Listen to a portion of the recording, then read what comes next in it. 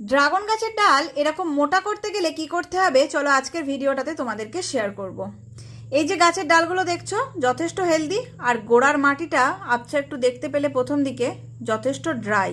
এরকম ড্রাই মাটিতে যে এত সুন্দর হেলদি ডাল পাওয়া যায় তা কিন্তু অনেকেরই ধারণার বাইরে।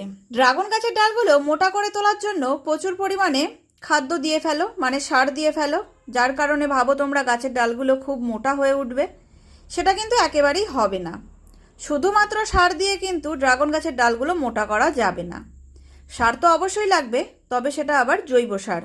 জৈব সার কিন্তু পরিমাণে খুব যে বেশি লাগে তা একেবারেই না। অল্প পরিমাণে জৈব সার দিয়ে ফুল সানলাইটে রাখলে তবেই কিন্তু এই ধরনের হেলদি ডাল পাওয়া যায়। তো চেষ্টা করো তোমাদের গাছগুলো যদি পুরোপুরি সারাদিন রৌদ্র না পায়, একটু জায়গাটা চেঞ্জ করো, তাহলেই দেখবে এরকম ভালো হেলদি ডাল তোমরা পেয়ে যাবে।